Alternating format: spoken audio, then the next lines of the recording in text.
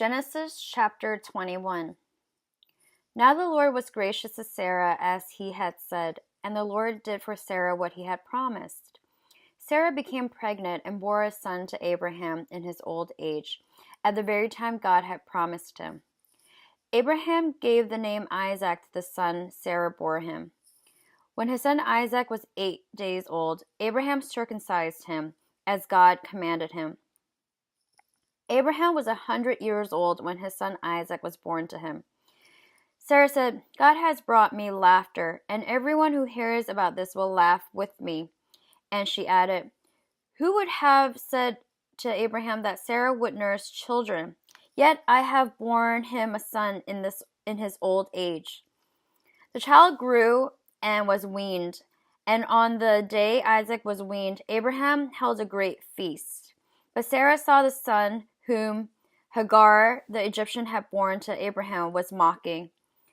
And she said to Abraham, Get rid of that slave woman and her son, for that woman's son will never share in the inheritance of my son Isaac.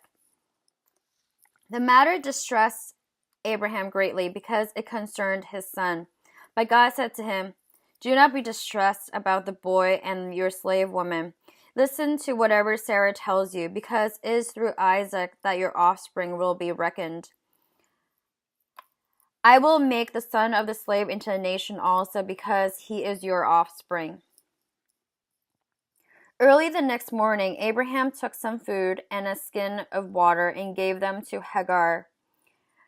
He set them on her shoulders and then sent her off with the boy. She went on her way and wandered in the desert of Beersheba. When the water in the skin was gone, she put the boy under one of the bushes. Then she went off and sat down about a bow shot away, for she thought, I cannot watch the boy die. And as she sat there, she began to sob. God heard the boy crying. And the angel of God called to Hagar from the heaven and said to her, What is the matter, Hagar? Do not be afraid. God has heard the boy crying as he lies there. Lift the boy up and take him by the hand, for I will make him into a great nation. Then God opened her eyes, and she saw a well of water. So she went and filled the skin with water and gave the boy a drink. God was with the boy as he grew up. He lived in the desert and became an archer. While he was living in the desert of Paran, his mother got a wife for him from Egypt.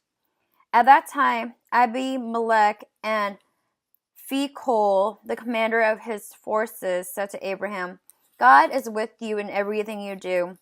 Now swear to me here before God that you will not deal falsely with me or my children or my descendants.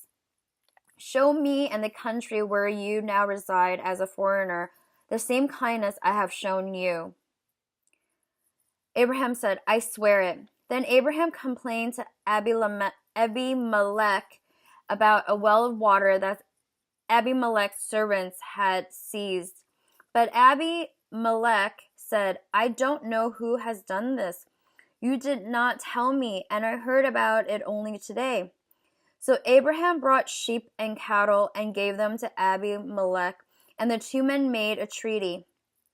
Abraham set apart 7 ewe lambs from the flock, and Abimelech asked Abraham, What is the meaning of these 7 ewe lambs you have set apart by themselves? He replied, Accept these 7 lambs from my hands as a witness that I dug this well.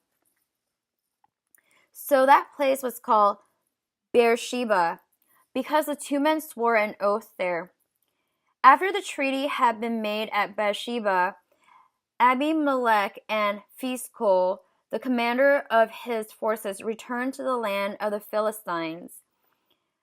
Abraham planted a tamarisk tree in Beersheba, and there he called on the name of the Lord, the eternal God.